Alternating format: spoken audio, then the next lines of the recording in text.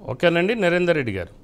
ఇంకో సార్ ఇప్పుడు చూస్తే ఇప్పుడు చాలా కేసుల్లో ప్లాన్గా ఉంటుంది. అంటే భార్య ఇష్టం లేదనుకున్నప్పుడు భర్త ఏం చేస్తున్నాడంటే ఎక్కడో దూరంగా ఉంటున్నాడు, భార్యను పిల్లల్ని కూడా పట్టించుకోడు.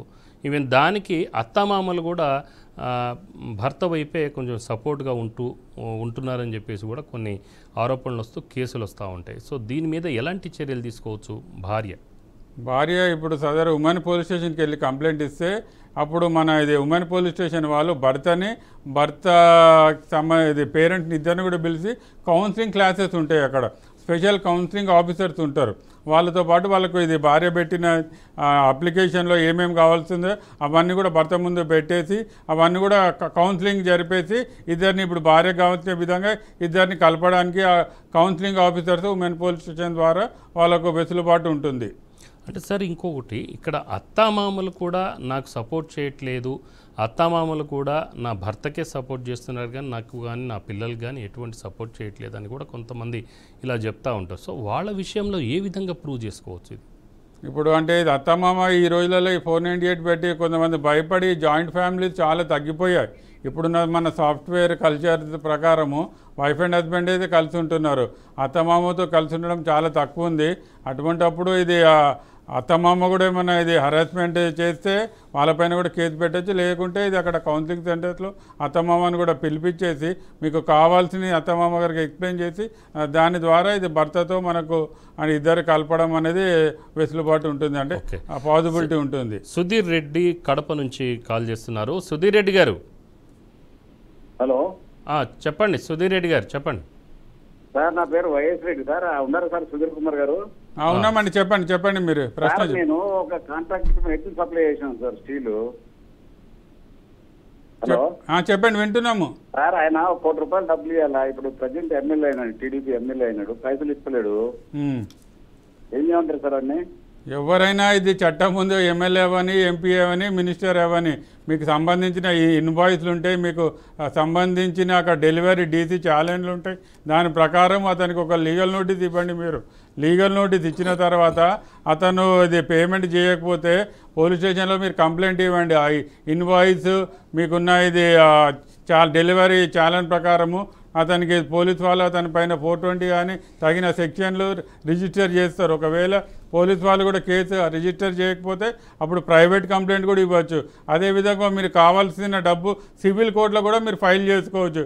అంటే మీకు అమౌంట్ ఇంట్రెస్ట్తో పాటు సివిల్ కోర్టు నుంచి మీకు వస్తుంది. మీకు విత్ ఇంట్రెస్ట్ సివిల్ కోర్టు నుంచి మనీ రికవరీ సూట్ ఫైల్ చేస్తే మీకు ఖచ్చితంగా మీరు ఇచ్చిన 1 కోటి రూపాయలకి మీరు మీ ఇన్కమ్ ట్యాక్స్లో చూపించుకోవాల్సి ఉంటుంది. మీ ఇన్కమ్ ట్యాక్స్ రిటర్న్లో మీ జిఎస్టీ దాంట్లో చూపించాల్సి ఉంటుంది. మీరు ఏమని నేను మీకు సంబంధించిన ట్రాన్సాక్షన్ ప్రతిదీ కూడా వైట్ ద్వారా, అంటే వైట్ ట్రాన్సాక్షన్స్ ఉంటేనే మీకు ఆ అమౌంట్ అనేది రిఫండ్ వచ్చే ఛాన్సెస్ ఎక్కువ ఉంటాయి మీకు. సరే, ఇంకొక కాలర్ ఉన్నారు రామకృష్ణాపురం నుంచి వెంకట్రావు గారు. వెంకట్రావు గారు చెప్పండి. నమస్కారం అండి. లాయర్ గారు ఉన్నారు, మీ సమస్య ఏంటో చెప్పండి. నమస్కారం సార్. నమస్కారం అండి. మా అమ్మాయికి పెళ్ళయ్యి 5 ఏళ్ళు అయిందండి. Okay sir. పెళ్ళైన కొద్ది కాలం నుంచే వేధింపులు మొదలెట్టారు. ఓకే. ఒక ఏడాది క్రితం అమ్మాయికి 2 పిల్లలండి. పిల్లల్ని లాగేసుకుని కొట్టేసి ఇంట్లోంచి గెలిచేసి పంపించేశారండి అమ్మాయిని. ఓకే. సరే, మేము కోర్టులో కేసు వేసామండి, ఫ్యామిలీ కోర్టులో హైదరాబాద్ లో.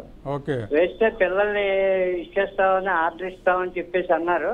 సరే, తెల్లారి మరి ఏం జరిగిందో తెలియదు, డిస్మిస్ చేశారండి కేసు. అది మా పరిధి కాదని చెప్పేసి. అది ఇన్సిడెంట్ వచ్చి ఏపీలో జరిగిందని. మేము తెలంగాణలోనే ఉంటున్నాం సార్ చాలా 1 year అగో నుంచి.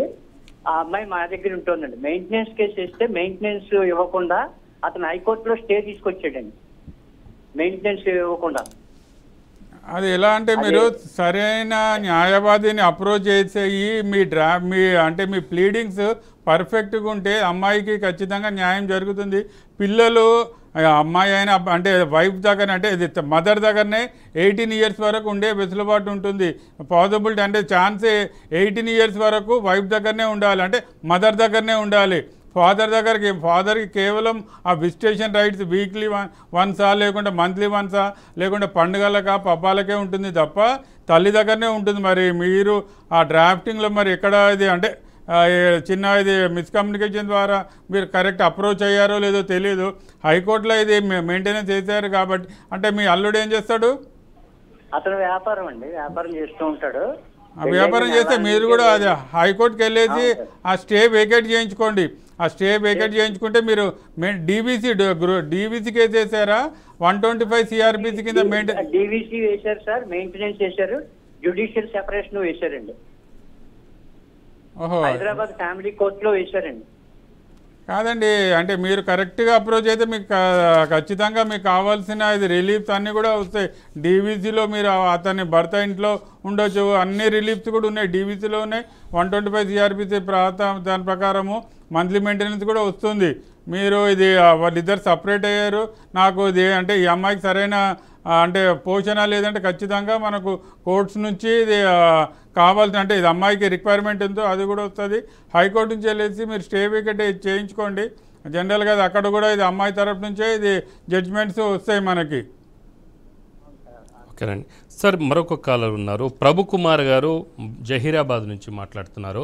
ప్రభుకుమార్ గారు చెప్పండి, లాయర్ గారు ఇక్కడ ఉన్నారు, సుధీర్ గారు, మీ సమస్య ఏంటో చెప్పండి. సార్ ఇది జైరాబాద్ నుంచి మాట్లాడుతున్నా. చెప్పండి. మరి మా చిన్నాయన కొడుకుకు వాళ్ళ మిస్సెస్ 498 కేసు అన్యాయంగా పెట్టింది. దీని నుంచి మళ్ళీ సాల్వ్ చేసుకోవడం ఎట్లా సార్? ఇది ఇప్పుడు అన్యాయంగా పెట్టిందంటే మీరు ఇది ఛార్జ్ షీట్ పోలీసు వాళ్ళు ఫైల్ చేస్తారు. ఆ ఛార్జ్ షీట్ అంటే కరెక్ట్గా పర్ఫెక్ట్గా విట్నెసెస్ లేకపోతే మీరు హైకోర్టులో క్వాష్ పిటిషన్ ఫైల్ చేసుకోవచ్చు. ఓకే, అన్యాయంగా ఎవరిపైన అయితే 498 తప్పుడు కేసు ఫైల్ చేస్తారో మీరు సరైన న్యాయవాదిని అంటే అనుభవం ఉన్న న్యాయవాది ద్వారా మీరు హైకోర్టుకి అప్రోచ్ అవుతే వాళ్ళకు కూడా అది ఇంట్రీమ్ స్టే వస్తుంది, మీ భార్య కూడా నోటీస్ వెళ్తుంది, వాళ్ళే వాళ్ళ కౌంటర్ ఫైల్ చేస్తారు. మీ సైడ్ నుంచి తప్పుడు కేసు అని కోర్టు వారికి మీరు నిరూపించగలిగితే ఖచ్చితంగా మీ బ్రదరు ఎవరిపైన ఆ ఫాల్స్ కేసుని హైకోర్టు డిస్మిస్ చేయిచ్చేస్తుంది. Okay okay right sir. అంటే సార్ ఇప్పుడు ఈ మిస్యూజ్ చేసినట్టుగా వీళ్ళు కూడా చెప్తున్నారు. అంటే ఇలాగా మిస్యూజ్ చేసినట్లయితే దాని మీద నిర్ధారణకు వచ్చిన తర్వాత ఎలాంటి శిక్ష పడే అవకాశం ఉంది మహిళలకు? మిస్యూజ్ అయిన తర్వాత మనకు ఇది అంటే ఆ జడ్జిమెంట్ కాపీ చూసిన తర్వాత అతను ఇది డిఫమేషన్ కేసు, డ్యామేజెస్ కేసు రెండు కూడా భార్య పైన ఇది వేసి మనీ రికవర్ అంటే మనీ అంటే డిఫమేషన్ కింద తీసుకోవచ్చు. ఎందుకంటే 3-4 ఇయర్స్ కోర్టుకి తిరుగుంటారు ఈ తప్పుడు కేసు ప్రకారము. అలాగే వాళ్ళకు ఇది క్రిమినల్ ప్రకారము వాళ్ళకు పనిష్మెంట్ కూడా ఉంటుంది. కోర్టు ద్వారా జ్యుడిషియల్ కోర్టు ద్వారా భార్యకు పనిష్మెంట్ కూడా వస్తుంది తప్పుడు కేసు అని ప్రూవ్ చేసుకోగలిగితే. సార్ నెక్స్ట్ ఇంకో కాలర్ వచ్చారు, వాసు గారు. వాసు గారు ఎక్కడి నుంచి మాట్లాడుతున్నారు? నేను అవనిగడ్డ నుంచి అండి. అవనిగడ్డ నుంచి వాసు గారు, మీ సమస్య ఏంటో చెప్పండి, లాయర్ గారు ఉన్నారు. నేను మ్యారేజ్ చేశానండి పాపకి. ఏమండి సార్?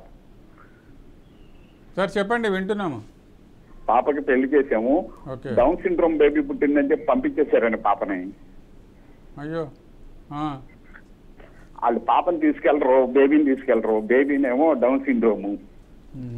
అయ్యో, మీరు ఇది అంటే ఒక రెస్ట్రిక్షన్ ఆఫ్ కాంజుగల్ రైట్స్ కింద మీ చేసేది అత్తయ్య గారు వాళ్ళ మామగారు అండి. ఓకే ఓకే ఓకే చేసి వాళ్ళ ఆయన తోటి పిల్లని తీసుకెళ్ళకుండా చేస్తున్నారు. Okay okay okay okay down syndrome baby ఏం చేసుకోలేదు అసలు. ఇప్పుడు 18 నెలలు వచ్చింది, బేబీ ఏం మాట్లాడతాం కానీ ఏం చేయలేదు. అయ్యో, అరే మీరు మాకు బేబీ వద్దని చెప్పి పంపించేస్తున్నారు. లేదు లేదు లేదు, ఇప్పుడు బేబీ చేసిన ఇది నేరం తప్ప ఏం లేదు. ఖచ్చితంగా బేబీని భార్యని ఈ ఇద్దరిని కూడా భర్త పోషించాల్సిన అవసరత ఉంది. అదేవిధంగా వాళ్ళని చూడాల్సిన అవసరత కూడా ఉంది.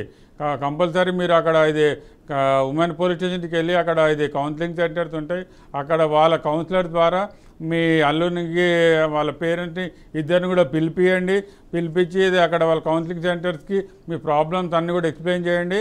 వాళ్ళు మీ భర్తకి అంటే మీ కూతురి భర్తకి వాళ్ళ పేరెంట్స్ని పిలిపించి కౌన్సిలింగ్ చేసి ఇద్దరిని మీ అల్లుని దగ్గరికి పంపించేస్తారు. లేని పక్షాన మీరు కోర్టుకు వెళ్ళి రెస్ట్రిక్షన్ ఆఫ్ కాంజుగల్ రైట్స్ కింద కేసు ఫైల్ చేస్తే కోర్టు వాళ్ళే ఆర్డర్ ఫైల్ చేస్తారనమాట. సివిల్ కోర్టులో మనం ఫ్యామిలీ కోర్టులో ఫైల్ చేస్తే ఇద్దరిని కలిసి ఉండమని సదరు కోర్టు నుంచి మీకు ఆర్డర్ వస్తుంది.